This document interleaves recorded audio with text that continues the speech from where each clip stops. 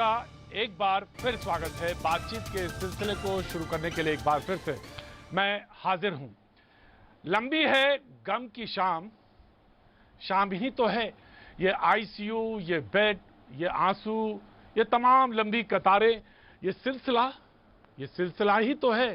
टूटेगा जरूर और एक दिन फिर तमाम सारी चीजें सामान्य सी होती नजर आएंगी। इन तमाम उदासी, उन तमाम कुहासे के बीच से एक बार फिर इस शाम की मुलाकात करते हैं, आपसे बातचीत के सिलसिले को जोड़ते हैं। अगर आप मुझसे पूछें कि आज कौन सी ऐसी बात है भैया जी जो आप मुझसे कह सकते हैं और ये कह सकते हैं कि ठीक है, ये जो बात आपने कही, ये सिलसिला जो टूटेगा वो कब टूटेगा, तो अमेरिका में ये बात हुई कि मास्क कहां कहां उतारा जा सकता है। हालांकि उनका वैक्सीनेशन बड़े लंबे स्तर पर हो चुका है। लंबे स्तर से मेरा मतलब है आधे से अभी थोड़ा कम है, लेकिन हां, कुछ एक लोग जो ऐसे हैं जिन्होंने एक वैक्सीनेशन ली है, ऐसी संख्या ज्यादा है। तो एक आशा जगती है कि चीजें सामान्य हो सकती हैं अगर वैक्सीनेशन सबको मिल जाए और सारे लोग हो जाएं। हालांकि मास्क और उसका प्रोटेक्शन और 2 गज की दूरी, वो सब तमाम एहतियात हैं और वो एहतियात चलेंगे। लेकिन मास्क उतारा गया और एक कुछ कंट्री हैं जिन्होंने मास्क उतारा, इससे लगता है कि कहीं ना कहीं कोई रोशनी दिखती जरूर है।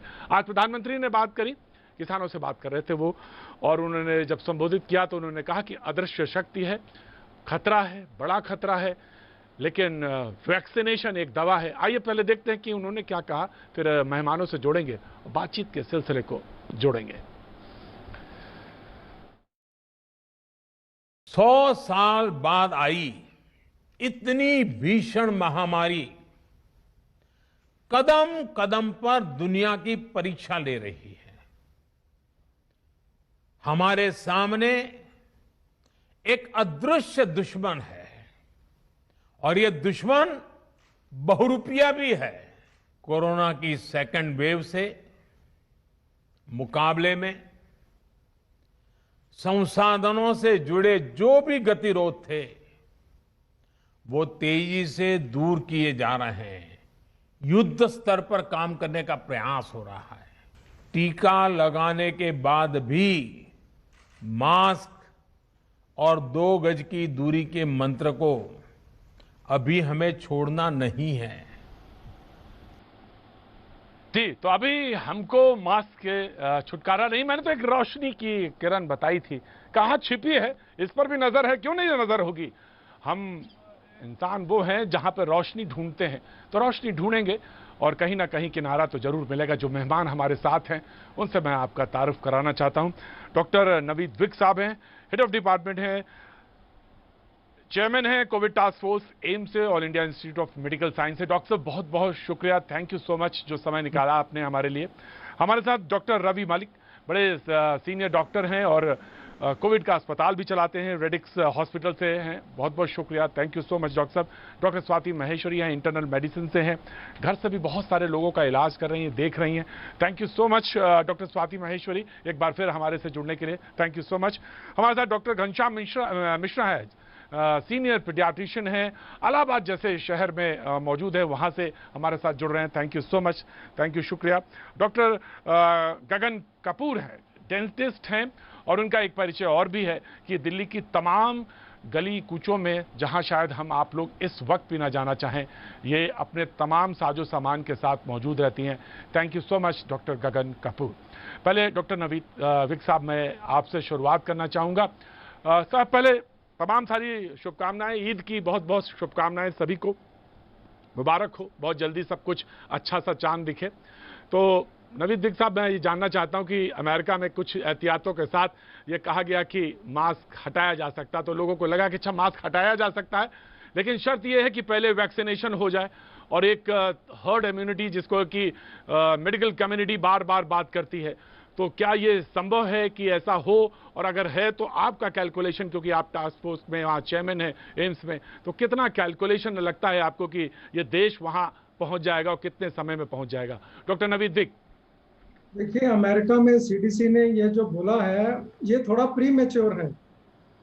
अभी सभी लोगों की वैक्सीनेशन नहीं हुई है और ये वैक्सीन के बारे में हमें समझना पड़ेगा कि वैक्सीन 100% प्रिवेंटिव नहीं है और वैक्सीन का असर आने में 2 से 3 महीने लगते हैं।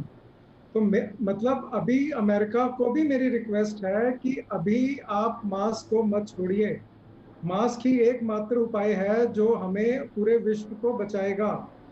बिकॉज इस पेंडेमिक में मल्टीपल मैसेजिंग देना ठीक नहीं है। वैक्सीन से मुझे दोबारा इन्फेक्शन नहीं होगी ये जरूरी नहीं है। वैक्सीन 90% एफिकेशियस है, 95 है, 80 है, लेकिन फिर भी मुझे इन्फेक्शन तो हो सकता है। तो हमें कोई भी सोशल वैक्सीन के साथ हमें वैक्सीन लेनी है। सोशल वैक्सीन को हमें अपने साथ रखना है। सोशल वैक्सीन का मतलब है मास्क और 2 गज की दूरी। तो हमें सोशल वैक्सीन को लेते हुए आह, दूसरी वैक्सीन को लेना है। अभी साइंस हम भी गजब की चीज है। साइंस भी गजब की चीज है, कभी आशा जगाती है तो कभी आशाएं तोड़ती है। लेकिन ठीक है, साइंटिफिक टेम्परामेंट फिर यही कहता है कि we have to be very careful, very careful. Doctor साहब, एक सवाल और है। जो डीआरडीओ और डॉक्टर रेड्डीज ने दवा बनाई है और उसकी तमाम सारी एंटीवायरल ड्रग को, इसकी तमाम चर्चा है, हर जगह चर्चा है। जानना चाहते हैं वो मॉलिक्यूल पहली बार रजिस्टर्ड हुआ है एज ए मेडिसिन, पहली बार रजिस्टर्ड हुआ है। You know better than us. तो मैं ये जानना चाहता हूं कि उसको कितनी जल्दी आप सब लोग हॉस्पिटल में यूज कर रहे हैं, करने वाले हैं, क्योंकि आप एम्स से हैं, मेडिसिन के एचओडी हैं, और मैं जानना चाहता हूं कि कितनी जल्दी आप उसको यूज करने वाले हैं और ये मोहर लगे सो दैट कि जो इलाहाबाद में जैसे डॉक्टर घनश्याम मिश्रा बैठे हैं वो वहां तक वो जल्दी से पहुंच पाए और गांव और देहातों तक भी दिखे, क्योंकि उसके दामों को लेकर बहुत सारा है कि शायद उतनी महंगी नहीं, सस्ती होगी। डॉक्टर नवीद विक, ये एक दवाई है, एक नई दवाई आई है। इसका डेटा को पूरा थोड़ा अभी और एनालाइज करने की जरूरत है। ये नई दवाई नहीं है, ये पुराने 1970-80 में भी ये दवाई यूज हुई है। ब्रेन ट्यूमर के जो मरीज होते थे उनको ताकि रेडिएशन देने से पहले रेडियो सेंसिटिव बनाने के लिए ये दवाई का यूज किया गया है। थायराइड कैंसर में इस दवाई का यूज किया गया है। तो ये दवाई नई दवाई नहीं है, ये पुरानी दवाई है। इसको रिपर्पस करके बनाया गया है। इसके डेटा में अभी दिखाया गया है कि ये वायरस को कम करती है और थोड़ी सीवियर डिजीज को कम करती है, लेकिन अभी इसके इन्फ्लामेटरी मार्कर्स कितने कम करती है उसमें अभी थोड़ा सा डेटा आना बाकी है। एक बार डेटा आ जाए और सब मिलके इस पे एक चर्चा कर लें तो ये फिर देख के इसको आगे बढ़ा जाएगा।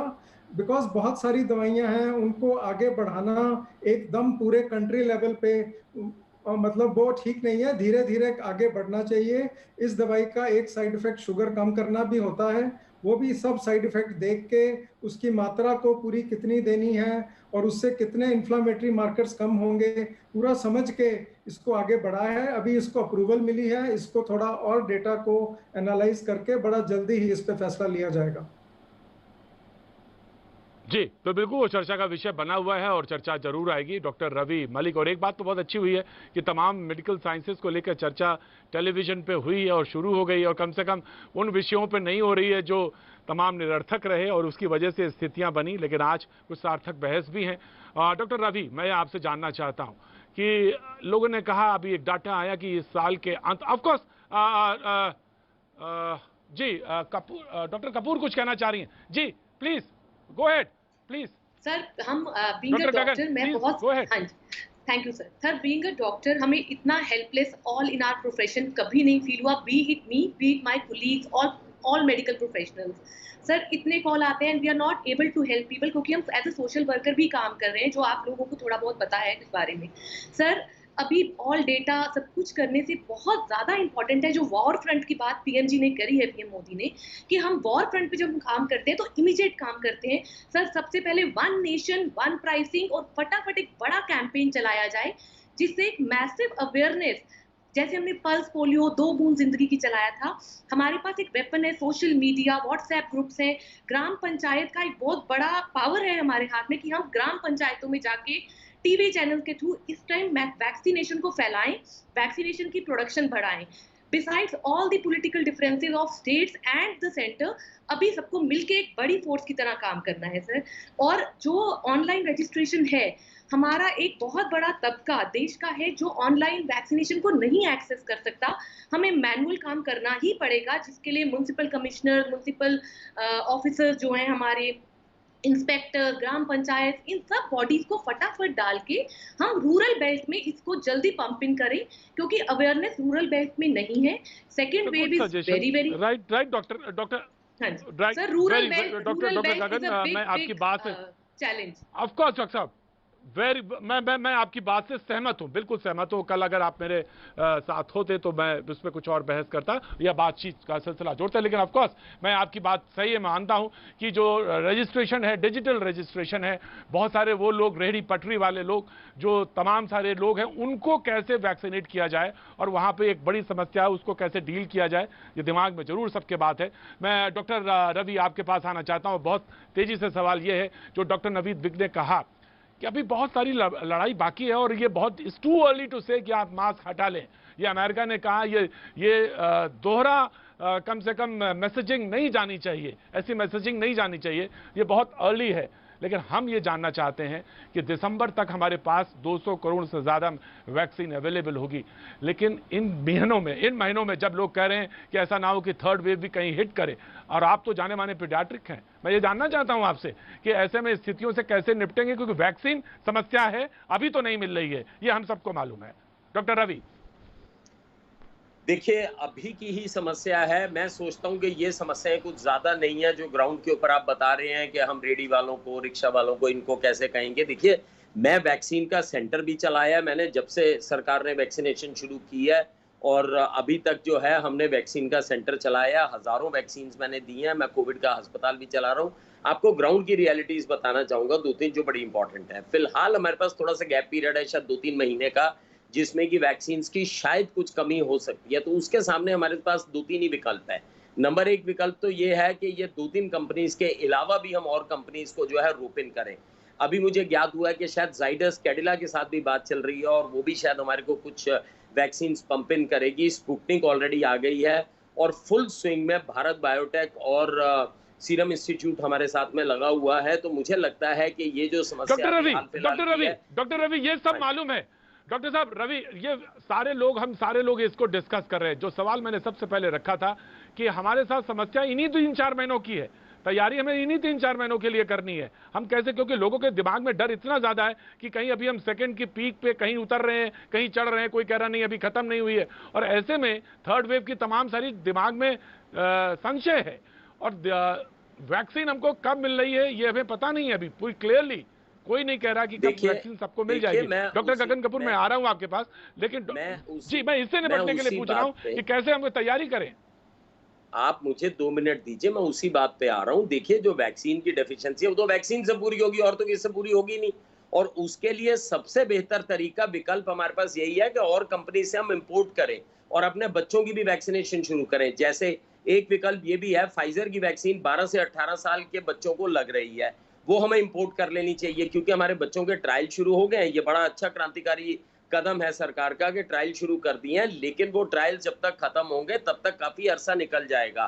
तो तुरंत हमें थोड़ी सी फाइजर से वैक्सीन ले लेनी चाहिए जो 12 से 18 साल के बच्चों को हम लगा दें, और कंपनी से भी हमें वैक्सीन पंप इन करनी चाहिए। दूसरा, सरकार ने कई सारी और चीजें भी, प्रावधान और इसकी इंडिकेशंस को भी चेंज किया है, लेकिन मैं ये समझता हूं कि हमारे को सितंबर अक्टूबर तक हर्ड इम्यूनिटी बढ़ा देनी चाहिए, नहीं तो थर्ड वेव आ सकती है। और उसके विकल्प 2 ही हैं। नंबर 1, प्राइवेट प्लेयर्स को आप बीच में इंट्रोड्यूस कीजिए, प्राइवेट हॉस्पिटल्स और नर्सिंग होम्स वगैरह जो हैं और क्लिनिक्स हैं उन पे वैक्सीन लगनी चाहिए। वैक्सीन ओपन फॉर ऑल कर दीजिए, ग्लोबल मार्केट में जो पे कर सकता है वो वहां करे और सरकार उनको फ्री लगाए और कंपनीज को रोक करे। यही हमारे पास केवल विकल्प है वैक्सीनेशन की ड्राइव को आगे बढ़ाने के लिए। डॉक्टर नवीद, मैं आ रहा हूं, मैं डॉक्टर गगन कपूर, मैं आ रहा हूं आपके पास। डॉक्टर स्वाति, मैं आपके पास आ रहा हूं, लेकिन ऑफकोर्स डॉक्टर स्वाति मैं आ रहा हूं। डॉक्टर नवीद विक के पास मैं एक बार फिर से जाना चाहता हूं। हर्ड इम्यूनिटी, सितंबर तक तैयारी, वही सवाल फिर आप कहेंगे फिर वही सवाल घूम के फिर आ जा रहा है, लेकिन और प्राइवेट प्लेयर्स को रोप इन करना चाहिए और फाइजर की जो वैक्सीन है बच्चों के ऊपर वहां पे दी जा रही है, हमको भी लेके आना चाहिए। आप इस सजेशन को कहां पे लेके जाते हैं, किस तरह से करते हो, कितनी जल्दी हो सकता है, क्योंकि आप टास्क फोर्स को हेड भी कर रहे हैं। डॉक्टर नवीद विक, ये एक मल्टी प्रोंग स्ट्रेटेजी है, आज की स्ट्रेटेजी नहीं है, अगले 2-3 साल की स्ट्रेटेजी है। हमें पहले ब्रेक द चेन करके नंबर्स को कम करना है। हमें टेस्ट पॉजिटिविटी रेट हर डिस्ट्रिक्ट में 5% से कम करना है। हमें टेस्ट पॉजिटिविटी रेट हर गांव में 1% से कम करना है, बिकॉज गांवों में हेल्थ फैसिलिटीज कुछ कम है। हमें गांवों में क्वारंटाइन और आइसोलेशन फैसिलिटीज को और बढ़ाना है। तो ये अगर हम काम करेंगे तो इससे ब्रेक द चेन होगा, नंबर कम होंगे। हमें सोशल वैक्सीन लेनी है, हमें मास्क को पहन के रखना है, अपने सामने वाले को बोलना है कि मास्क पहन के रखिए, इसमें हम 1% भी कोताही नहीं बरत सकते। उसके बाद वैक्सीन जितनी ज्यादा उपलब्ध होगी, जब भी होगी, उसके साथ सभी वैक्सीन एक प्रकार की हैं, हमें इसको भी मन में रखना है। और हमें जब भी वैक्सीन मिले हमें वैक्सीन ले लेनी है। उसके बाद हमें अपने हेल्थ इंफ्रास्ट्रक्चर को हमेशा के लिए इतना बड़ा कर देना है, ये हमारे पास आखिरी मौका है अपने हेल्थ इंफ्रास्ट्रक्चर को बढ़ाने का। Right doctor Ravi Malik, right doctor Ravi Malik, doctor Ravi Malik, what doctor Naveed Vig से, वो आप बिल्कुल उसके थोड़ा सा अलग हैं। वो कह रहे हैं कि सोशल डिस्टेंसिंग, आप कह रहे हैं वैक्सीनेशन। ये 2-3 साल का प्रोसेस डॉक्टर साहब ने साफ कहा, क्योंकि अभी उपलब्धता है नहीं। सो या तो आप लगाएं लॉकडाउन, और या तो आप वैक्सीनेशन को जो आप कह रहे हैं वो रोपिंग करें। कैसे होगा ये समस्या निश्चित तौर से बनी हुई है। मैं डॉक्टर घनश्याम आ रहा हूं और डॉक्टर गगन कपूर आता है। डॉक्टर स्वाति माहेश्वरी। प्रतीक जी, जो यहाँ बात हो रही है, हमें एक्चुअली ब्रेक द चेन और वैक्सीनेशन दोनों को ही पैरेलली चलाना पड़ेगा। हम एक चीज के ऊपर अगर चलेंगे तो हमारी जीत नहीं हो पाएगी। देखिए, अगर हम बात करें कि आज हमारे पास जितनी वैक्सीन हैं, जरूर सितंबर के महीने तक हमारे पास बहुत वैक्सीन होंगी और तब हमारी स्ट्रैटेजी फर्क होगी। लेकिन आज जब हमारे पास कम वैक्सीन हैं तो हमें स्ट्रैटेजी चेंज करने की बहुत ज्यादा जरूरत है। हम जब ब्रेक द चेन की बात करते हैं तो हमारे लिए जरूरी है कि हम उन हॉटस्पॉट्स को पहले वैक्सीन दें जहां से कि हमारे एपिसेंटर्स हैं और जहां से हम देखते हैं कि संक्रमण बहुत तेजी से फैल रहा है। आज भी भारत का पॉजिटिविटी रेट अगर हम पूरे देश का देखें तो 21% है, अभी भी है। और हमारे ऐसे लगभग 14 प्रदेश हैं इस वक्त जिनकी पॉजिटिविटी रेट 10% से ज्यादा या 20% से ज्यादा है।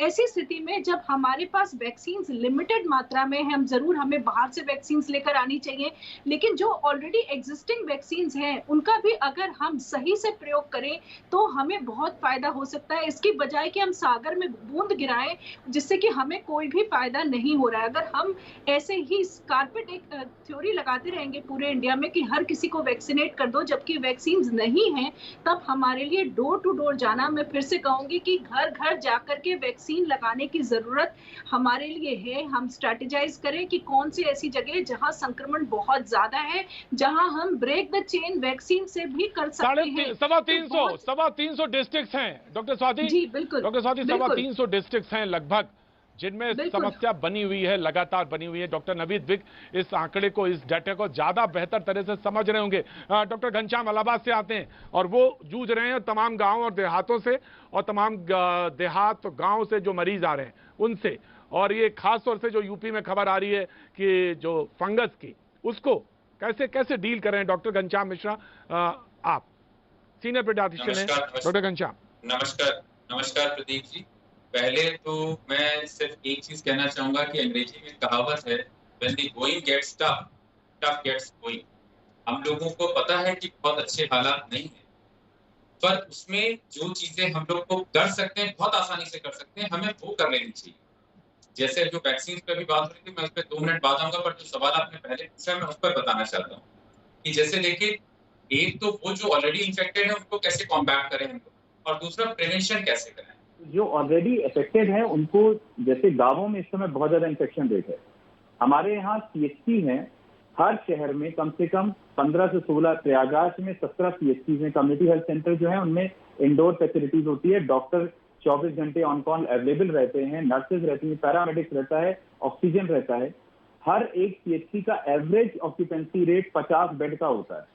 अगर हम प्रयागराज को ले लें तो 17 बेड मतलब 850 से 1000 बेड हम तुरंत इंस्टेंटेनियसली बढ़ा देंगे without investing a single penny. अगर ये पूरे देश में लागू हो जाए तो मुझे लगता है कि जो गांव से लोग आते हैं, जो कि CHC हमेशा पेरिफेरी में रहती है, तो वो हमें एक केयर मिल जाएगा जो कि हमारे पेशेंट्स के लिए, क्योंकि शहर में कोई आ नहीं पा रहा है, कंटेनमेंट जोन बन चुके हैं तो लोग कर भी नहीं रहे, दूसरा वो घबराते हैं। तो एक तो CHC को मैं चाहूंगा कि हो जाए। दूसरा जो प्रिवेंशन है, प्रिवेंशन के लिए देखिए वैक्सीनेशन में अभी किसी ने कहा फाइजर की जो वैक्सीन है वो -70 डिग्री पर स्टोर करी जाती है सर। उसके लिए आपको स्टोरेज के लिए जो 2 से 8 डिग्री टेम्परेचर पे हम ले लेके घूमते हैं कूल बॉक्स में, वो तो हम अवेलेबल करा देंगे। -70 डिग्री पे आप उसको कैसे फ्रीज करोगे, कोल्ड चेन कैसे मेंटेन करोगे?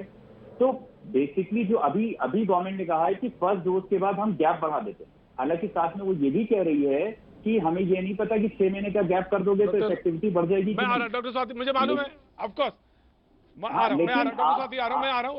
डॉक्टर रवि कुछ कहना चाह रहे हैं, डॉक्टर रवि कुछ कहना चाह रहे हैं।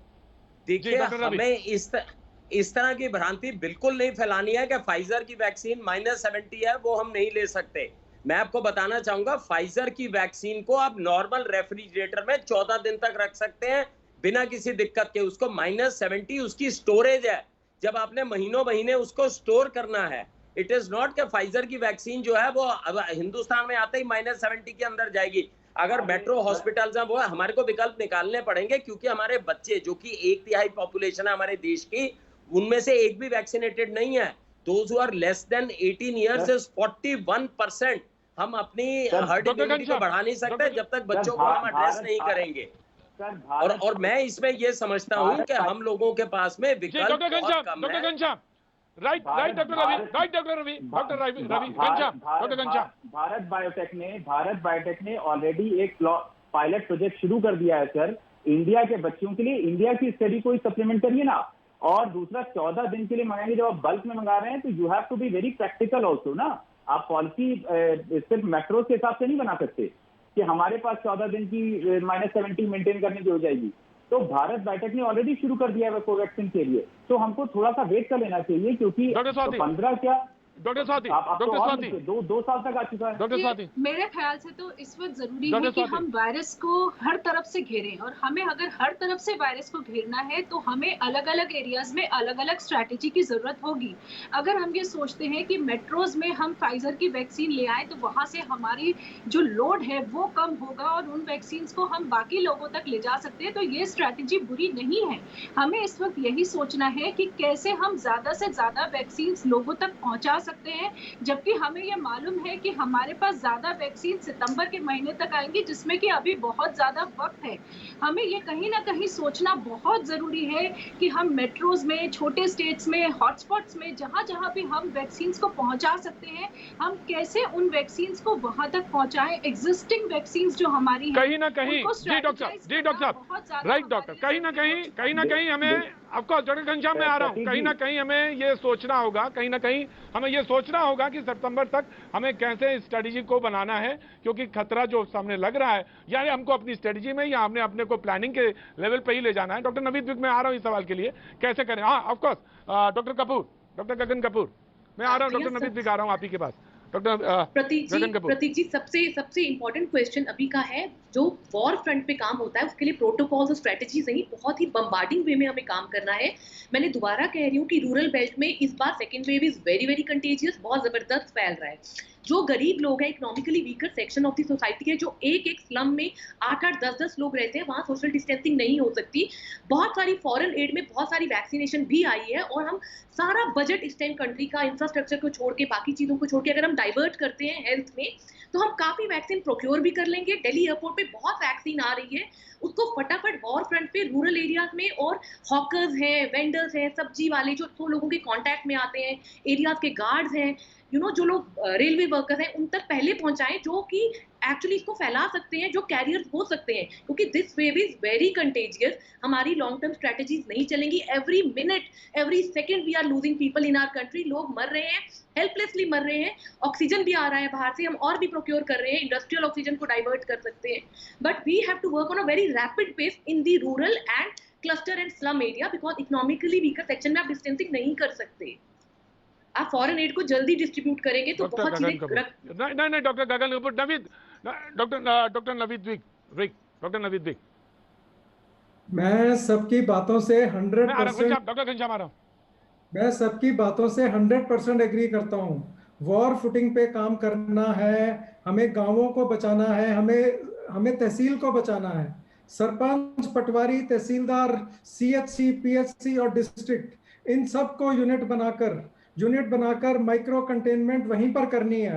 और वहीं पर हमें सबका इलाज करना है, वहीं पर वैक्सीन देनी है। Stay at home and stay local, अगर हम ये 2 मंत्र पे काम करेंगे, स्टे एट होम, घर पे रहिए अभी ताकि नंबर कम हो, मास्क पहनिए, स्टे लोकल, लोकल ही इलाज कराइए अपनी पीएचसी में, अपनी सीएचसी में, वहीं से जब आपको रेफर किया जाए डिस्ट्रिक्ट अस्पताल में, तो ये एक वॉर जोन होना चाहिए हर डिस्ट्रिक्ट में, ताकि हमें पता हो हमारे ऑक्सीजन बेड कहाँ हैं, हमारे वेंटिलेटर बेड कहाँ हैं, हमारे आइसोलेशन बेड्स कहाँ हैं, हमारे क्वारंटाइन बेड कहाँ हैं, उसके हिसाब से तमाम सारी राइट। डॉक्टर साहब आपकी बात, मैं आपकी बात से सहमत हूं। वॉर जोन पे होना चाहिए, एक सेंट्रलाइज कम्युनिकेशन भी होना चाहिए, इसमें दो राय नहीं। डिस्ट्रिक्ट लेवल पे और डिस्ट्रिक्ट लेवल से स्टेट के हेड ऑफिस में और स्टेट से लेके कंट्री तक एक कम्युनिकेशन जो दोनों तरफ से हो, ये होना चाहिए, निश्चित तौर से होना चाहिए। और इसको अगर हमें सितंबर तक तैयारी करनी है और यह तैयार होना है और यह तैयारी में कोई दिक्कत नहीं है तो ये जरूर करना पड़ेगा।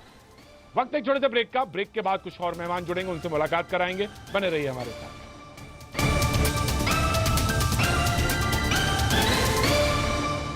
वक्त निकाला, मुझे मालूम है दोनों वरिष्ठ अधिकारी इस वक्त बहुत बिजी हैं, लेकिन दोनों ने समय निकाला, थैंक यू सो मच। और बहुत जल्दी से कुछ सवाल हैं, कुछ लोग जानना चाहते हैं, तमाम तरह से परेशानी है, हाउ यू आर कोऑर्डिनेटिंग। पहले आप दोनों लोगों को बहुत बहुत शुभकामनाएं देना चाहता हूं कि आप लोग जिस तरह से काम कर रहे हैं आज समाज की तरफ से और सोसाइटी की तरफ से, आपको thank you so much. Suhas साहब, पहला सवाल आपकी तरफ से। तमाम सारी चीजें हैं, लेकिन एक गौतम बुद्ध नगर में एक चीज बड़ी चिंता का विषय बना हुआ है, वो गांव। 300 से ज्यादा मौतें गांव की तरफ हुई हैं।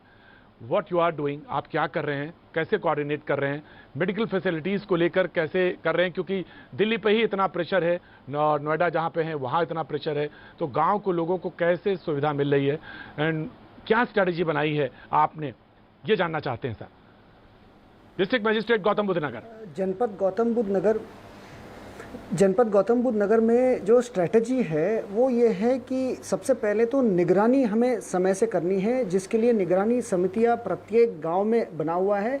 जैसे शहर में RWA और AOA होती है, गांव में जहां पंचायत है वहां ग्राम पंचायतें हैं, साथ में जो भी संभ्रांत नागरिक हैं उनको निगरानी की जिम्मेदारी दी गई है, जिससे जो भी सिम्टोमेटिक लोग हैं, जो कोरोना के लक्षण रखते हैं, खांसी है, बुखार है अथवा सांस लेने में जिनको तकलीफ है, उनकी चिन्हीकरण हम जल्दी कर लें। साथ ही में प्रतिदिन प्रत्येक गांव में टेस्टिंग कैंप्स ऑर्गेनाइज कर रहे हैं, ताकि जो भी अगर केसेस भी है वो पहले ही हम लोग चिन्हित कर लें।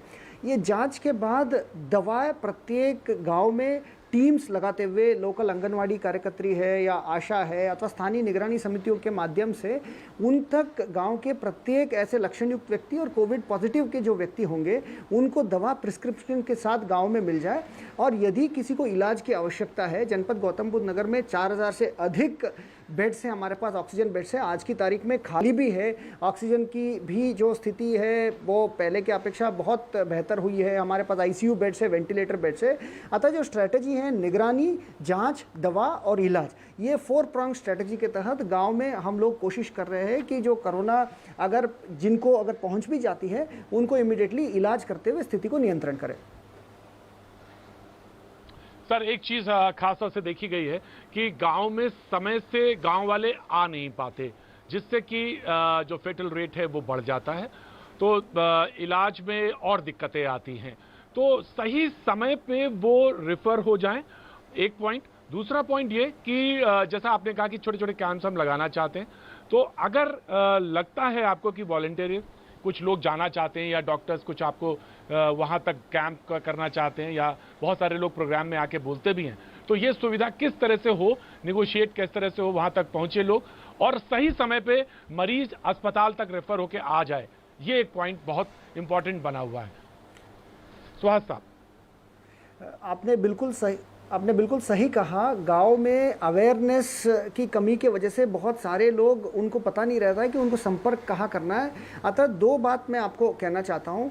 जनपद के किसी भी गांव के किसी भी व्यक्ति को अगर कोई समस्या है, हमारी कॉल सेंटर नंबर है जो टोल फ्री नंबर है 1800-419-2211, इसमें कॉल कर सकते हैं। और हम लोग ये मानते हैं कि गाँव में प्रशासन को भी पहुँचना है, अतः प्रशासन को गाँव के दरवाजे पर आज ही के तारीख में अगर हम बताएं बताया कि 100 से अधिक गाँव में प्रशासन की टीम्स जगह जगह टेस्टिंग कर रही है, दवा के वितरण कर रही है, और जिनको कोरोना की इलाज करानी है, घर में अगर ऑक्सीजन सिलेंडर भी पहुंचानी है, और अथवा उनको कोई हॉस्पिटल बेड्स दिलानी है, इन सारे चुनौतियों को मीट आउट करने के लिए तो अतः गांव में प्रशासन को पहुंचना है। उसके लिए हम लोग स्ट्रेटजी बनाए हैं, और साथ में अगर कोई भी, जैसे आपने कहा, वॉलंटियर करना चाहते हैं, हमारी जो ग्राम निगरानी समिति ऑलरेडी बनी हुई है। आप स्थानीय चिकित्सा विभाग अथवा स्थानीय हमारी अथॉरिटीज़ की टीम अथवा ग्राम पंचायत, उनसे आप संपर्क कर सकते हैं, हमारे लेखपाल सेक्रेटरी से संपर्क कर सकते हैं। आप भी वॉलंटियर बनते हुए दवा वितरण में मदद कर सकते हैं, निगरानी करने में आप मदद करेंगे तो ज़रूर ये समाज के लिए मदद होगी। बहुत अच्छा पॉइंट है सर, इस पे आगे सवाल पूछेंगे। टोल फ्री नंबर एक बार फिर से हम आपसे पूछेंगे, लेकिन यशपाल यादव जी की तरफ मैं जाना चाहूँगा। आप डीसी फरीदाबाद हैं। कुछ दिनों पहले आपकी एक एसडीएम हमारे साथ प्रोग्राम में थी और मैंने उनको सैल्यूट भी किया था जिस तरह से आपने काम किया है।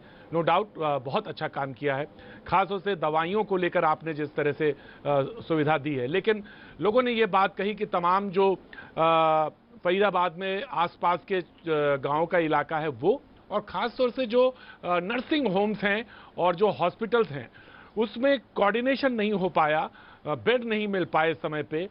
और अब क्या स्थिति है, किस तरह से आप मैनेज कर रहे हैं? क्योंकि अब जो भी व्यक्ति है वो सवाल ये पूछता है कि आगे के 2-3 महीने बहुत बहुत बहुत क्रूशल हैं।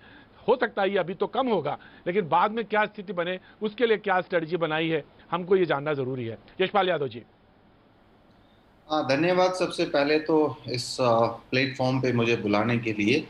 और मैं ये बताना चाहूँगा कि फरीदाबाद जिला आमतौर पर इसके अंदर 82% से ज़्यादा, 82% से ज़्यादा अर्बन पॉपुलेशन है। रूरल एरिया हमारे पास में बहुत थोड़ा है, और हमारा साइज डिस्ट्रिक्ट का है वो काफ़ी छोटा है। इसलिए हमारी जो अर्बन इंस्टीट्यूशंस हैं, हेल्थ इंस्टीट्यूशन रूरल में भी हैं, अर्बन में भी हैं, वो इन गाँव को केटर करने के लिए डिस्टेंस बहुत ज़्यादा उनका नहीं है। और गांव के अंदर विशेष तौर पे रादर मैं ये कहूँगा कि पूरे ज़िले को ही ये कोऑर्डिनेशन का इशू हमारे को शुरू में आया था, और इसका कारण भी था कि हमारे पास में एनसीआर का एक बड़ा टाउन होने की वजह से आउटसाइड हरियाणा बहुत सारे पेशेंट्स आते हैं। आज भी मैं ये बताना चाहूँगा कि हमारे पास में जब 2000 से ज़्यादा पेशेंट हॉस्पिटल के अंदर हैं, उनमें से लगभग 425 पेशेंट आउटसाइड हरियाणा के हैं। तो लगभग 22-23% मरीज ऐसे हैं जो बाहर से भी आते हैं और उनका इलाज भी किया जाता है।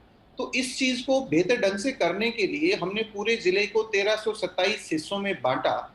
हर एक हिस्से को 3 सरकारी कर्मचारियों के हवाले किया, और इन सभी हिस्सों को हमने हेल्थ इंस्टीट्यूशन के साथ में अटैच किया, और पूरे ज़िले को 8 इंसिडेंट कमांडर्स के हिस्सों में बांटा। तो जितने भी हमारे बड़े हॉस्पिटल्स थे, उन हर हॉस्पिटल को हमने हेल्थ इंस्टीट्यूशंस दी जो सरकारी थी, और उसके नीचे पूरा एरिया दिया। तो उस पर्टिकुलर एरिया के अंदर जो भी पेशेंट होते हैं, उनसे हर रोज हमारे सरकारी कर्मचारी संपर्क करते हैं, और अगर जिसको भी जरूरत होती है ऑक्सीजन बेड की, तो जो कोविड केयर सेंटर्स है वहां तक लेकर आते हैं, और अगर बड़े हॉस्पिटल की जरूरत है तो उस एरिया को जो हॉस्पिटल असाइंड है उसमें लेके आते हैं। तो अब हमारा जो कोऑर्डिनेशन है वो बहुत बेहतरीन ढंग से चल रहा है, और आज के दिन हमारी पोजीशन काफी कंफर्टेबल है। लेकिन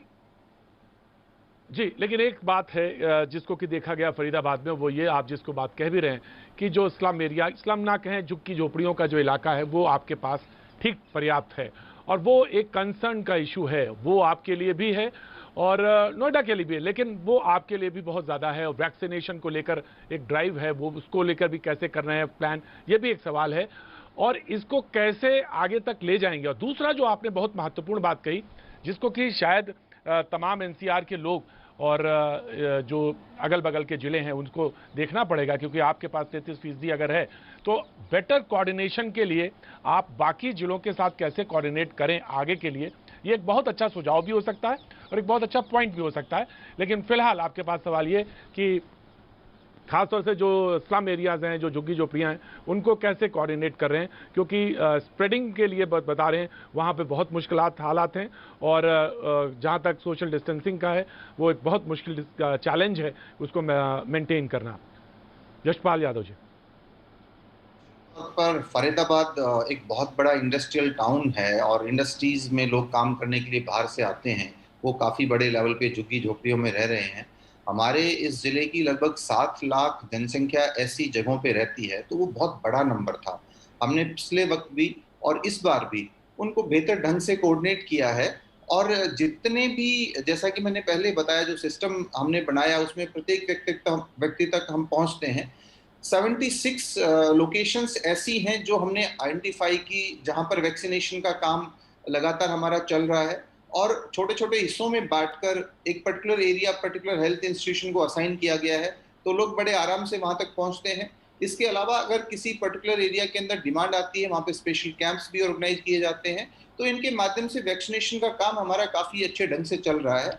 लोगों का जो इंडस्ट्रीज हैं, उसका एक फायदा भी हमें है। जितने भी सामाजिक संगठन यहाँ पर हैं, एनजीओज हैं, इंडस्ट्रीज हैं, उन लोगों ने बहुत प्रोएक्टिवली सरकार को भी, जिला प्रशासन को सामने खड़े होकर मदद की, और उन लोगों को जब भी जिस काम के लिए बताया गया उन्होंने बेहतरीन ढंग से उस काम को सरअंजाम दिया, और उसी का नतीजा है कि सोशल डिस्टेंसिंग, बाकी नॉर्म्स वो लोग फॉलो करते हैं। और हमारा जिला लगातार, अगर आप देखेंगे पिछले 10 दिन से, तो केसेस लगातार कम आ रहे हैं। हमारा 29 अप्रैल को लगभग 3000 केसेस आए थे। आज की कल की डेट के अंदर इस जिले के अंदर 1000 से कम केसेस आए। आज 824 केसेस आए हैं। लगातार हम बेहतर स्थिति की तरफ जा रहे हैं और बहुत तेजी के साथ हालातें सुधर रही हैं। तो सर, ये तो आपने बताया कि खासतौर से पॉजिटिविटी रेट के बारे में बताया, लेकिन आपका जो टारगेट रहा होगा वैक्सीनेशन का, वो कितना अचीव्ड है और कितना अचीव करना शेष है और किस तरह से चल रही है, ये बहुत इंपॉर्टेंट सवाल है। सुहास जी, मैं इसके बाद आपके पास आता हूँ जी। हमारे जिले के अंदर लगभग 5 लाख लोगों को हम वैक्सीनेशन के इस दौर से निकल चुके हैं, और बहुत तेजी से बाकी नंबर्स भी हमारे बढ़ रहे हैं। हालांकि मुझे ये कहते हुए कोई संकोच नहीं है, जब हमने वैक्सीनेशन का कार्य यहाँ पे शुरू किया था 5 महीने पहले, तो लोगों के अंदर एक तरह का असमंजस था, और उन्हें मोटिवेट करना पड़ रहा था, उन्हें बुलाना पड़ रहा था, और बहुत सारा वक्त ऐसा हमारा गुजरा जब लोग कम सामने आ रहे थे। लेकिन अब लोग मोटिवेटेड हैं और लोग खुद ब खुद सामने आके वैक्सीनेशन के लिए आ रहे हैं, तो हमारा ये कार्य काफी तेजी से चल रहा है, और हमारा टारगेट है कि अगले 2 से 3 महीने के अंदर हम सभी ग्रुप को वैक्सीन दे दें। इसमें बहुत सारी एनजीओज और विशेष तौर पे बड़ी इंडस्ट्रीज भी काफी मदद कर रही हैं। ये लोग अपने बूते के ऊपर भी वैक्सीन परचेज कर रही हैं और हमारी टीम्स के साथ में मिलकर अपने लोगों को वैक्सीनेशन का प्रोग्राम कर रही है। तो ये बड़ी तेज गति से हमारा काम चल रहा है, और हम तो इसको यशपाल जी, जो बड़ी कंपनियां, यशपाल जी बड़ी जो कंपनियां परचेज कर रही हैं, वो डायरेक्ट परचेज कर रही हैं, आपके थ्रू परचेज कर रही हैं, प्रशासन के थ्रू? देखिए, हम उनको मदद जरूर करते हैं, लेकिन वो अपने पैसे से डायरेक्ट परचेज कर रही हैं, और हम उनको सिर्फ वैक्सीनेशन के लिए जो सेंटर्स हैं, बाकी टीम्स हैं, वो हम उनको सुविधा मुहैया करवा रही हैं। तो ऐसे काफी लोग हैं जो अपने राइट। सुहास जी, मैं आपके पास आना चाहता हूं। सबसे पहले तो मेरे पास किसी कॉलर ने कहा कि सर से नंबर जरूर मांगिए, टोल फ्री नंबर एक बार फिर से बताएं, और वैक्सीन ड्राइव का सर आपका प्रोग्राम कैसा चल रहा है, अचीव टारगेट कहां पर है और कितना हो पाया? सुहास जी। जनपद गौतम बुद्ध नगर की जो टोल फ्री नंबर है 1800-419-2211, ये 24 घंटे खुला रहता है। आपके सेवा में हमारे बैक एंड में 30 से अधिक लोग सदैव 24 घंटे आपके कॉल के लिए इंतज़ार करते हैं। जो भी मदद आप मांगते हैं वो देते हैं। वैक्सीनेशन ड्राइव लगातार इसमें तेज़ी गति से चल रहा है। जनपद में आप जानते हैं कि जो पहले से जो चल रही थी 45 से अधिक जिनकी आयु वर्ग थी, उनकी बहुत सारे लोगों को हम फर्स्ट डोज तो पहले ही लगा चुके हैं और सेकेंड डोज भी अभी लगातार लगा रहे हैं। साथ में अभी जो कुछ दिन पहले से शुरू हुआ है 18 से 44 बीच के जो आयु वर्ग के युवाओं में खास तौर पे बहुत उत्साह दिखा है। उसका मुख्य कारण ये रहा है कि जो दूसरे वेव में आपको देखने को मिला है कि युवाओं को भी कोरोना ने अफेक्ट किया था, उसमें प्री अपॉइंटमेंट के साथ कोविन पोर्टल में जिनको अपॉइंटमेंट रहती है तो उनको भी लगातार हम डेली ओवरऑल 3000 से अधिक वैक्सीन सिर्फ 18 से 44 और इतनी संख्या में हम 45 से ऊपर की जो आयु वर्ग को भी हम वैक्सीन लगातार लगा रहे हैं। Thank you so much sir, thank you so much. आप दोनों का बहुत बहुत शुक्रिया प्रोग्राम भैया जी कहीं से जुड़ने के लिए। आपको बहुत सारा शुभकामनाएं कि आपका ये जो मुहिम है वो सफल हो, हम सारे लोग एक साथ आएं और एक जगह खड़े हों और इस मुहिम को सफल बनाएं। Thank you so much. अभी वक्त एक छोटे से ब्रेक के बाद फिर हम लौटेंगे और हमारे साथ एक खास मेहमान होंगे। किस दिक्कतों में दुश्वारियों में कैसे साहस खड़ा होता है और कैसे सलाम बनता है। वक्त एक छोटे से ब्रेक का, ब्रेक के बाद फिर हाजिर होता है।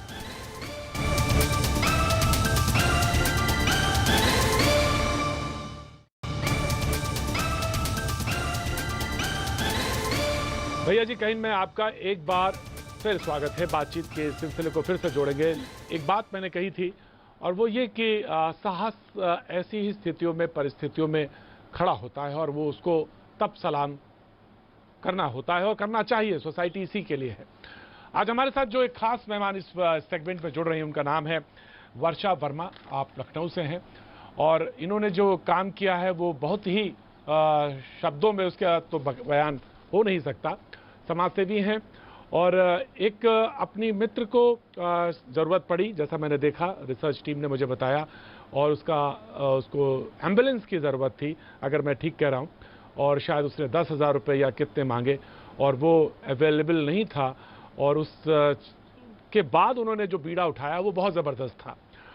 वर्षा जी ने तमाम सारी क्रीमेशन शुरू किए, तमाम सारी चीज़ों को लेकर परिवार में भी हुई होगी बात, और उसके बाद भी वो खड़ी रही और इस गहरे कठिन समय में समाज में एक मिसाल बनकर सामने आई हैं। थैंक यू सो मच वर्षा जी, आज हमारे साथ जुड़ने के लिए बहुत बहुत शुक्रिया। डॉक्टर स्वाति माहेश्वरी हमारे साथ लगातार बनी हुई हैं। हमारे साथ घनश्याम मिश्रा जी इलाहाबाद से जुड़े हुए हैं। डॉक्टर गगन कपूर हमारे साथ बने। पहले हम भैया जी कहीं की तरफ से आपको सैल्यूट करते हैं और जो एग्जाम्पलरी वर्क आपने किया है, कहाँ से दिमाग में आया, कैसे बनी वो प्रेरणा, और अब जो काम कर रहे हैं, और इस कठिन समय में जब तमाम तरफ हमने देखा था लखनऊ से खबरें आ रही तो कैसे काम कर रही थी आप, ये मैं जानना चाहता हूँ। बहुत सारे लोग आपसे को जो देख रहे हैं वो जानना चाहते हैं। वर्षा वर्मा जी। जी देखिए, अगर देश में विपत्ति आई है, हमारे समाज में कुछ ऐसा घटित हो रहा है जिसमें लोगों को एक दूसरे की मदद की जरूरत है, और अगर हजारों जानों को बचाना है तो मुझे लगता है कुछ लोगों की आहुति बहुत जरूरी होती है। इसी सोच के साथ मैं मैदान में उतरी थी। कुछ समय पहले, लगभग 1.25 महीने पहले, हमने अपने दोस्त को खोया था राम मनोहर लोहिया अस्पताल के बाहर। इलाज के दौरान मैंने उसे खोया था और मैं शव के वास्ते जो गाड़ी होती है, मैं उसके लिए लगभग 3 से 4 घंटे तक वेट करती रही, और कोई भी लाश के वास्ते गाड़ी वालों ने 10 से 15 हज़ार रुपए से कम नहीं मांगा मुझसे, और मेरे पास उतना नहीं था कि मैं एक डेड बॉडी के लिए उतना पे करती।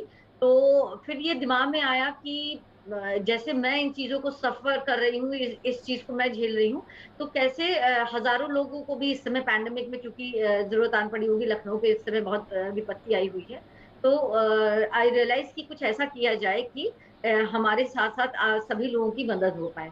तो नेक्स्ट डे से मैंने एक रेंट पे वैन ले ली, और वैन लेने के बाद में उसको मैं खुद ड्राइव करके मैंने उसको स्टार्ट कर दिया।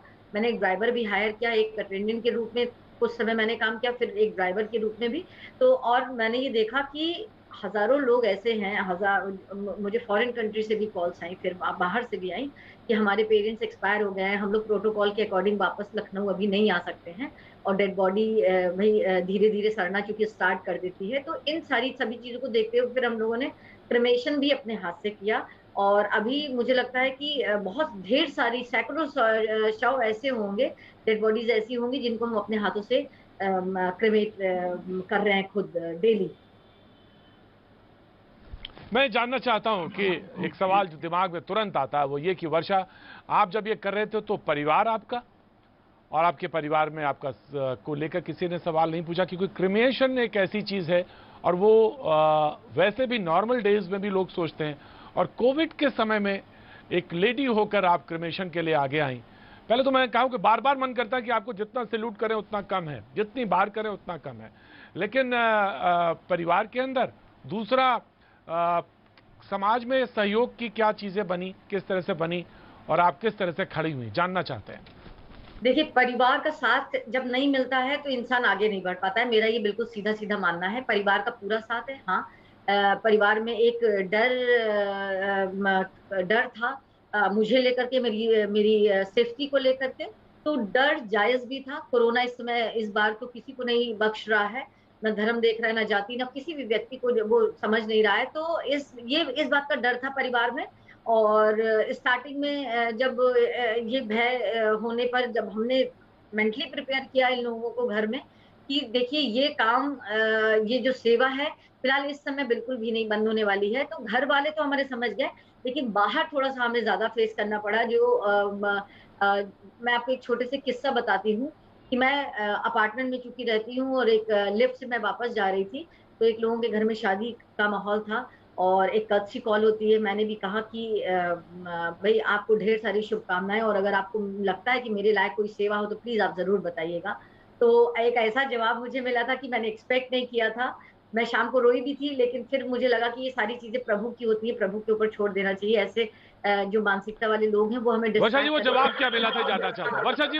वर्षा जी और कोई प्रोग्राम होता तो शायद वो एंकर आपसे नहीं पूछता, लेकिन मैं पूछना चाहता हूं। समाज को भी तो एक आईना लेके घूमता हूं तो सबको आईना दिखाता हूं, और आज मौका लगा इस समाज को आईना दिखाने का, तो क्यों ना दिखाया जाए। मैं जानना चाहता हूं कि क्या जवाब था, वो जानना चाहता हूं।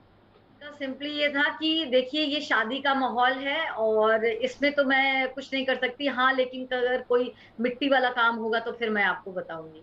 तो इस जवाब का मैंने कभी एक्सपेक्ट नहीं किया था कि कभी मुझे कोई इस तरह का जवाब देगा, लेकिन इसको भी मैंने पॉजिटिवली लिया और आगे बढ़ गए अपने काम पे।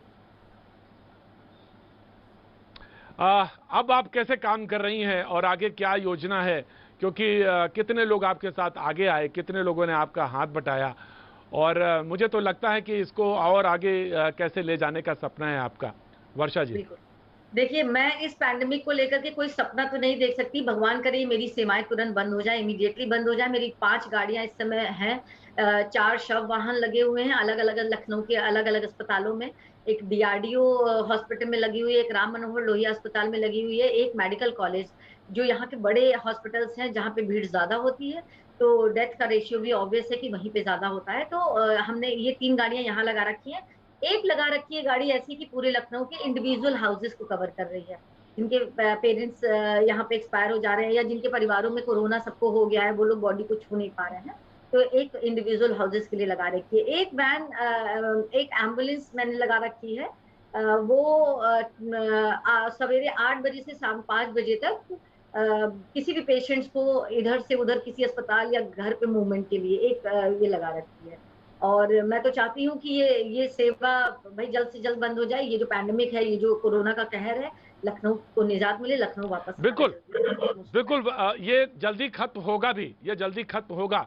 लेकिन एक चीज जिसके लिए मैंने ये सवाल पूछा था वो नहीं खत्म होना चाहिए, वो सिलसिला नहीं। ऑफ कोर्स गगन में आ रहा हूं, डॉक्टर गगन में आ रहा हूं, वो सिलसिला नहीं खत्म होना चाहिए। वो सिलसिला ये है कि जो आपकी सेवा है वो मल्टीप्लाई होनी चाहिए, किसी और रूप में सही। कुछ और लोग आपके से जुड़े, कुछ और लोग आपके साथ कंधे के कंधा मिला के खड़े हो जाएं, कुछ और लोग कहें कि नहीं ये जो आपने काम किया था इसको हम आगे बढ़ाते हैं। और समाज में तो अभी बहुत कुछ करने को बचा है। ऑफकोर्स मैं डॉक्टर स्वाति आपकी तरफ भी आता हूं। डॉक्टर गगन कुछ कहना चाह रही थी। डॉक्टर गगन।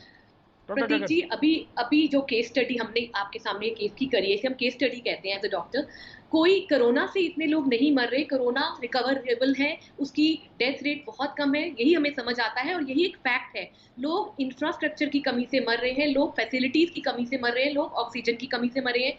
प्रतीक जी, मुझे इतने कॉल आए लोगों के ऑक्सीजन मांगने के लिए 15 दिन पहले, जब बहुत ज्यादा कमी थी और मैं नहीं कुछ लोगों के लिए अरेंज कर पाई, और नेक्स्ट डे जब मैंने कॉल किया तो वो लोग रात को उनके फैमिली मेंबर्स एक्सपायर कर गए। And it was very shaking for me कि ऑक्सीजन के लिए वो मर गए। तो इंफ्रास्ट्रक्चर की कमी है, हेल्थ फोर्स की कमी है। अगर हम सारे बजट अभी डाइवर्ट करके इंफ्रास्ट्रक्चर और हेल्थ फोर्स, एकदम हॉस्पिटल नहीं बन सकते, रातों रात वैक्सीन नहीं बन सकती, थोड़े हेल्थ वर्कर बढ़ाए जाए, थोड़े मेकशिफ्ट हॉस्पिटल्स बनाए जाए, ऑक्सीजन अवेलेबल कम से कम करा दी जाए, इंफ्रास्ट्रक्चर की बजटिंग, और जो बहुत सारी organisations, Red Cross, Rotary, Lions, Khalsa Aid, United Sikhs, इसमें लोग खुद वॉलंटियर करके आगे आना चाहते हैं, तो उनको रूरल बेल्ट में आप ले सकते हैं। उस वर्क फोर्स को यूज करके रूरल बेल्ट की भलाई हो सकती है। क्योंकि आप ये एक पिक्चर आई थी प्रतीक जी, एक बुजुर्ग एक रिमोट एरिया में अपनी वाइफ की डेड बॉडी को साइकिल पे लेके जा रहा था और वो गिर गई। That picture has shaken the entire country, social media, even the countries in the world.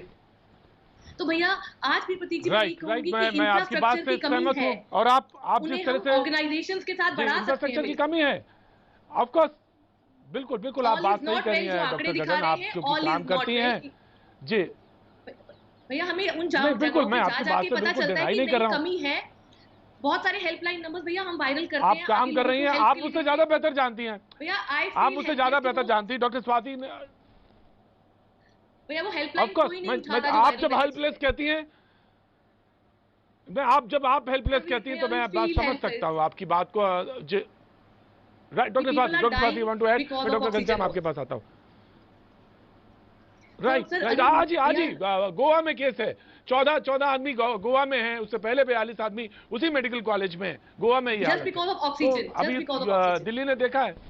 Right doctor Gagan, doctor Swati Kapoor, doctor Swati. ऐसे लोगों ने इस सेकेंड वेव की दर्द को सहा है और अब जो थर्ड वेव का खतरा भी हमारे सर पर मंडरा रहा है। इसीलिए मैं बार बार यही बोलूंगी, मैंने आपके शो पे पहले भी ये बात बोली है कि हमें आज से लेकर के सितंबर तक का एक वैक्सीनेशन पॉलिसी अब चाहिए होगा, क्योंकि हमें मृत्यु दर कम करना है और मृत्यु दर हम तभी कम कर सकते हैं जब हम ज्यादा से ज्यादा लोगों को वैक्सीनेट करें। और इसके लिए आज हमें शायद अपनी स्ट्रैटेजी चेंज करना बहुत जरूरी होगा कि हमें first dose, maximum first dose लोगों तक पहुंचाने की जो स्ट्रैटेजी है, जो कि यूके ने भी अपनाई थी, उसकी तरफ बढ़ना बहुत जरूरी होगा। जिधर हमने एक कदम बढ़ाया है कि हमने कोविशील्ड की डोज को 12 हफ्ते पे करा है, वहीं हमें जो हमारी राज्य सरकारें हैं उनको जहां जहां जनसंख्या का घनत्व है, जहां हॉटस्पॉट्स हैं, वहां पर वैक्सीन पहले पहुंचाने की जरूरत होगी। और साथ ही जो हमारी ट्रैकिंग और टेस्टिंग चल रही है उसको हमें और तेज करना होगा, ताकि हम पहले ही ऐसे एरियाज को हॉटस्पॉट बनने से रोक सके जहां की संक्रमण बहुत तेजी से बढ़ रहा है। क्योंकि अब हमें तीसरी वेव की तैयारी करना भी बहुत ज्यादा जरूरी हो चुका है, क्योंकि अगर हमारे पास वैक्सीन सितंबर तक आने वाली है तो हम कहीं ना कहीं पहले ही थर्ड वेव का सामना करना पड़ सकता है हमको। तो हमें जरूरी है कि हम इन सब चीजों बिल्कुल डॉक्टर साहब, बहुत अच्छा पॉइंट आपने कहा, बहुत अच्छा बात। डॉक्टर गगन कुछ कहना चाहिए? जी डॉक्टर गगन, वेरी क्विकली। एक हॉस्पिटल इंडस्ट्री में काम करके मुझे पता है एक बहुत इंपॉर्टेंट फैक्टर है इंश्योरेंस क्लेम का। प्रतीक जी, सुबह अगर पेशेंट डिस्चार्ज 10 बजे डॉक्टर करता है, डिस्चार्ज समरी बनती है, 4 बजे तक 5 बजे तक वो बेड नहीं खाली होता, क्योंकि हमें इंश्योरेंस कंपनी से TPA, थर्ड पार्टी अथॉरिटी जो हॉस्पिटल में बैठी होती है, उनसे हमें वो नहीं आता जो क्लेम का अप्रूवल होता है। सर अगर इस टाइम फास्ट ट्रैक पे वो भी आ गया, I know they are overloaded, but थोड़ा सा वो अगर जेस्चर दिखाएं कि वो थोड़ा फास्ट क्लेम को क्लियर करें, और हॉस्पिटल बेड अगर 5 घंटे भी जल्दी खाली होता है तो उसमें भी हम घंटे में मिनट में जाने बचा सकते हैं। तो I really come request all the insurance claim को जल्दी process. Doctor Kapoor, It will save so many lives. और ये बात है, ये समस्या है, इसको निश्चित तौर से बात करनी चाहिए। डॉक्टर घनश्याम, आपको कुछ जोड़ना चाहते हैं, लेकिन एक डॉक्टर ने, एक सज्जन ने डॉक्टर स्वाति से एक सवाल पूछा था कि मैंने दोनों टीके लगवा लिए, पहले तो आपको बधाई, और क्या मुझे साल भर की फुर्सत हो गई, ऐसा सवाल उन्होंने पूछा। मैं तो ये कहूँगा कि भाई आपको दोनों टीके लग गए, आप भाग्यशाली हैं, लेकिन 6 महीने बाद या 8 महीने बाद आपको बूस्टर लगेगा या नहीं लगेगा ये तो अभी तय नहीं है। डॉक्टर स्वाति प्लीज रिस्पॉन्ड जल्दी से, मैं डॉक्टर घनश्याम के पास जाना चाहता हूँ। बिल्कुल प्रतीक जी, आपने सही जवाब दिया, क्योंकि अभी जो वैक्सीन हैं उनसे हम मान के चल रहे हैं कि 9 से 12 महीने का प्रोटेक्शन मिलेगा, और आने वाले वक्त में नई बूस्टर डोजेज आएंगी, क्योंकि अब स्ट्रेन्स आ चुकी हैं तो टारगेट करने के लिए। लेकिन अभी वैक्सीन दोनों डोज लग गई है, लेकिन मास्क लगाते रहिए और सोशल डिस्टेंसिंग का जरूर ध्यान रखिए, ताकि आप संक्रमण और लोगों को ना फैलाएं और खुद भी सुरक्षित रहे, ये बहुत जरूरी होगा। राइट डॉक्टर घनश्याम, दिल्ली में उत्तर प्रदेश में 3 फंगल डेथ और हुई, और ये चिंता का विषय है। कितना विषय है और तमाम सारी बातें जुड़ रही हैं वैक्सीनेशन को लेकर। Doctor Ghanshyam, very quickly. Basically देखिए, ऐसा है कि ये सुपर एडेड इन्फेक्शन होगा, क्योंकि जब आपकी डायबिटीज कंट्रोल नहीं है और आप अनकंट्रोल डायबिटीज में है, कैंसर के पेशेंट हैं, ऑर्गन ट्रांसप्लांट हुआ है, इम्यूनिटी बहुत कम है, तो ऑब्वियसली आप किसी ऐसे इन्फेक्शन के प्रोन हो जाते हो जो कि मौका चाहता है आपकी बॉडी में घुसने के लिए। फंगल इन्फेक्शन एक ऐसी चीज होती है, वो क्योंकि हमारी जो इनेट इम्यूनिटी होती है, 2 तरीके की इम्यूनिटी होती है, एक एक्वायर्ड होती है जो हमें बाद में मिलती है इन्वायरमेंट से, और एक हमारी जन्मजात होती है, उसको वो ब्लंट कर देता है। दूसरा, उसके अगेंस्ट कोई दवाई से नहीं बनती, क्योंकि वो यूकैरियोसिटिक होता है, मतलब उसका जो न्यूक्लियस होता है उसके चारों तरफ एक ऐसी बॉल होती है जिसको कि हम तोड़ नहीं पाते, तो वो ड्रग रेजिस्टेंट भी होता है। तो इसलिए अगर फंगल इन्फेक्शन हो गया तो हमें इसका अर्ली डिटेक्शन करना, उसके बाद उसको ट्रीटमेंट शुरू करना, और स्पेशली जो म्यूकोरमाइकोसिस होता है, म्यूकोरमाइकोसिस जो है वो थोड़ा सा डिफिकल्ट इसलिए है क्योंकि अगर इम्यूनिटी कम है तो मॉइस्ट अगर एरिया है, या जैसे आप ऑक्सीजन ले रहे हैं, ऑक्सीजन की ट्यूबिंग आपने जो होता है। मुझे रोकना पड़ेगा डॉक्टर गगन, मैं आपसे भी माफी चाहूंगा, डॉक्टर घनश्याम मैं भी माफी चाहूंगा, आज बात अधूरी रह गई, लेकिन कल फिर होगी मुलाकात, बातचीत होगी। लेकिन वर्षा वर्मा जी को पहले बहुत बहुत शुक्रिया, बहुत बहुत धन्यवाद, जो बहुत बेहतर अच्छा काम कर रही हैं। वक्त है आर पार का, मुलाकात